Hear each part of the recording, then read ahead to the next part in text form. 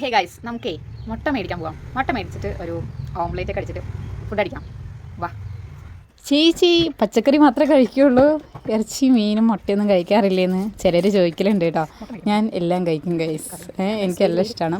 അപ്പം അതുകൊണ്ടാണ് ഒരു വെറൈറ്റിക്ക് പിടിക്കാം, മുട്ടയിൽ പിടിക്കാമെന്ന് വിചാരിച്ചു. ഞാൻ ചിക്കനോ ബീഫോ ഒക്കെ വെക്കുന്ന ദിവസം ഒരു വ്ളോഗായിട്ട് വരാം കേട്ടോ. അപ്പോൾ എല്ലാവരും വെക്കുന്ന പോലെ തന്നെയാണ് നമ്മളും വെക്കുന്നത്. ചിലവർ ഉള്ളിയും തക്കാളിയും അല്ലേ ചെറിയ ഉള്ളിയിൽ എടുക്കുന്നവരുണ്ട് കേട്ടോ. എനിക്കിത്തിരി മടിയായതുകൊണ്ട് ഞാൻ സവോളയായിട്ടാണ് കൈസ് എടുക്കുന്നത്. അപ്പോൾ നമുക്ക് വേഗം പണി കഴിച്ചല്ലോ. 2 പച്ചമുളകും തക്കാളി ഇടുന്നവരൊക്കെ ഉണ്ട്. എനിക്കിഷ്ടമല്ല തക്കാളി ഇട്ടിട്ട് കേട്ടോ. അപ്പോൾ എനിക്ക് പച്ചമുളക് നല്ല ഇഷ്ടമാണ്. ഇങ്ങനെ ഓംലേറ്റിലൊക്കെ ഇട്ട് ചെറുതായി ഇങ്ങനെ മുറിച്ചെടുത്താലേ നല്ല ടേസ്റ്റ് അല്ലേ.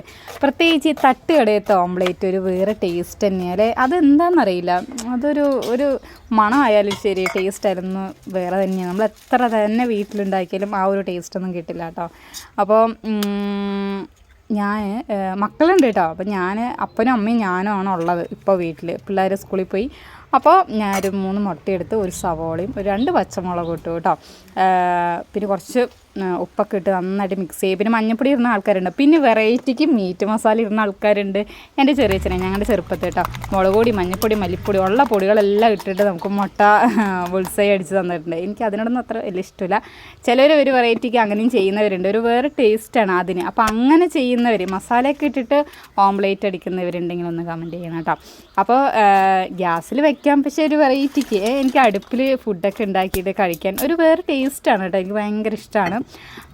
അപ്പോൾ ഇന്നത്തെ ഒരു മുട്ട ബുൾസൈ നമുക്ക് അടുപ്പിലാക്കാമെന്ന് വിചാരിച്ചു. നമ്മുടെ ദോശക്കല്ലാണ് ഗൈസ് ഇത്.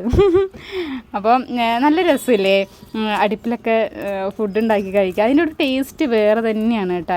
എത്രയൊക്കെ നമ്മൾ ഗ്യാസിലൊക്കെ വെച്ചാലും എന്താണെന്നറിയില്ല, അതിനൊരു പ്രത്യേക ടേസ്റ്റാണ്. അടുപ്പിൽ കുറേ പേര് പറഞ്ഞിട്ടുണ്ട് ചേച്ചി അടുപ്പിൽ കുക്ക് ചെയ്യുന്നതിൻ്റെ വീഡിയോ ഒക്കെ ഇടാനായിട്ട്. പക്ഷേ ഇതാണ് സംഭവം. നമ്മളിങ്ങനെ തട്ടിക്കൂട്ട് പരിപാടിക്കാണ് വെളിയിൽ നമുക്ക് പറ്റത്തുള്ളൂ. ഒരു ക്ലിയറോ കാര്യങ്ങളൊന്നും ഇല്ല. അതുകൊണ്ടാണ് കേട്ടോ ഞാൻ മടിച്ചത്. പക്ഷേ ഞാനൊന്ന് ട്രൈ ചെയ്ത് നോക്കിയതാണ്. അപ്പോൾ കുഴപ്പമില്ലാത്ത രീതിയിൽ കിട്ടിയിട്ടുണ്ട് തോന്നുന്നു. പിന്നെ ഇതില്ലടാ കൈപ്പയ്ക്കില്ലേ, കൈപ്പയ്ക്ക തേങ്ങ അരച്ച് വെച്ചാൽ കേട്ടോ. എൻ്റെ പൊന്നോ, ഞാൻ കൈപ്പയ്ക്കില്ലടാ കുറച്ച് വറുത്തു കേട്ടോ. വറുത്തിട്ടാണ് തേങ്ങയൊക്കെ അരച്ച് ലേശം പുളിയൊക്കെ ഒഴിച്ചപ്പം കൈപ്പയ്ക്ക് അത്ര കയ്പ്പൊന്നും ഇല്ല കേട്ടോ. എനിക്ക് ഈ പച്ചമുളകിന് വെറുതെ എടുത്ത് കഴിക്കാൻ ഇഷ്ടമാണ് ഗൈസ്. അത്ര വലിയ എരിവൊന്നുമില്ല കേട്ടോ. അപ്പോൾ നല്ല അടിപൊളി കൈപ്പയ്ക്ക കൂട്ടുകറി എന്നൊക്കെ വേണമെങ്കിൽ പറയാം. അപ്പോൾ ഒരു അസൽ ഉച്ചത്തെ ഒരു അടിപൊളി ഫുഡൊക്കെ കഴിച്ചു. പിന്നെ എന്താണ്, എൻ്റെ അടുത്ത് കുറേ പേര് കാല് ശരിയായി ചോദിച്ചിട്ടുണ്ട്. കാല് ബെറ്ററായിട്ട് വരുന്നുണ്ട് കേട്ടോ. വേദനയ്ക്കൊക്കെ ഒരു കുറവ് വന്നിട്ടുണ്ട്. അപ്പോൾ ഈ ഒരു വ്ളോഗ് ഇഷ്ടപ്പെട്ടാൽ സപ്പോർട്ട് ചെയ്യാം കേട്ടോ.